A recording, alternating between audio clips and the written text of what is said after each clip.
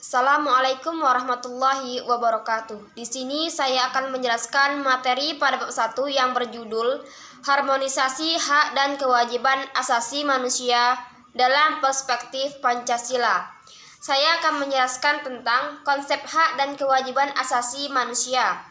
Makna hak asasi manusia. Untuk dapat memahami pengertian hak asasi manusia, ada baiknya kita perhatikan fakta berikut dengan seksama. 1. Orang dilarang menghilangkan nyawa orang lain atau nyawanya sendiri sekalipun. Jika terbukti melakukannya, negara akan mengenakan tindakan hukum. 2. Tidak ada satu bangsa pun di dunia ini yang rela dijajah bangsa lain. Negara-negara yang pernah dijajah pun selalu berusaha membebaskan diri dari belenggu penjajahan tersebut. 3. Tiada seorang manusia pun yang ingin hidup sengsara. Ia akan selalu berusaha mencapai kesejahteraan bagi dirinya lahir maupun batin.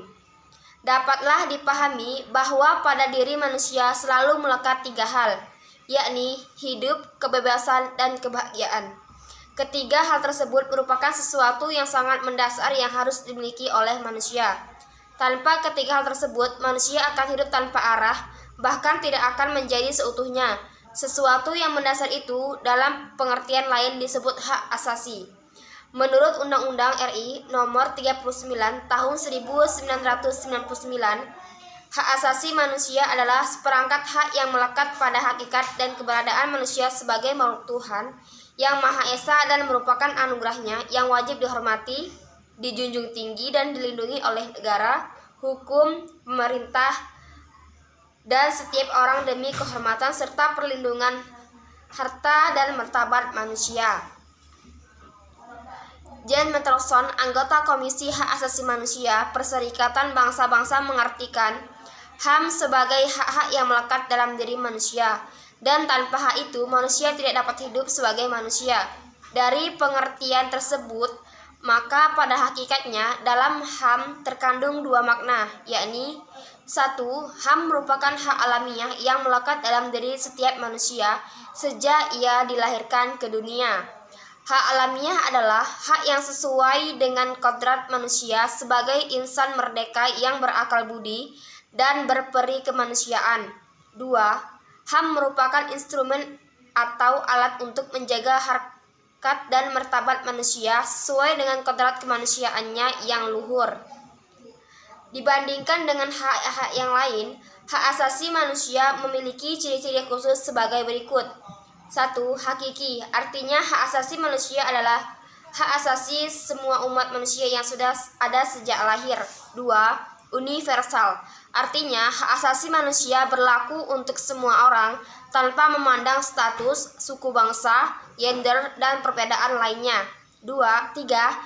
Tidak dapat dicabut, artinya hak asasi manusia tidak dapat dicabut atau diserahkan kepada pihak lain. 4.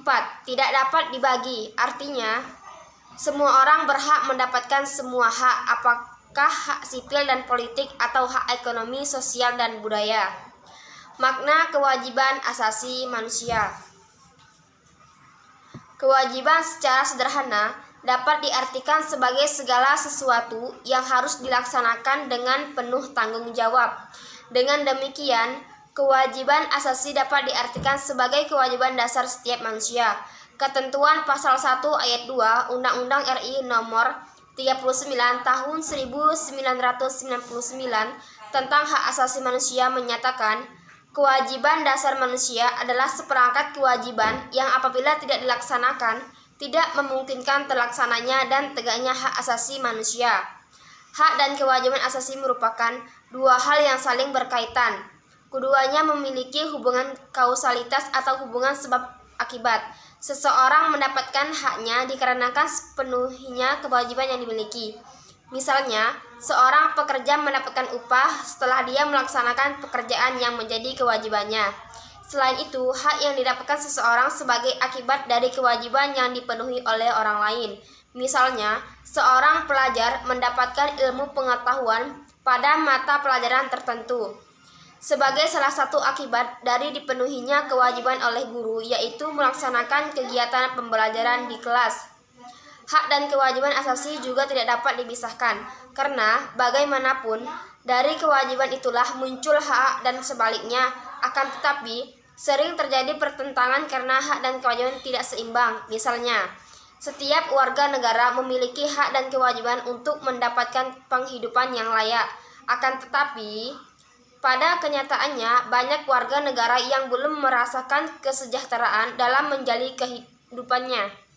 Hal ini disebabkan oleh terjadinya ketidakseimbangan antara hak dan kewajiban. Jika keseimbangan itu tidak ada, maka akan terjadi kesenjangan sosial yang berkepanjangan. Sekian dari saya. Wassalamualaikum warahmatullahi wabarakatuh.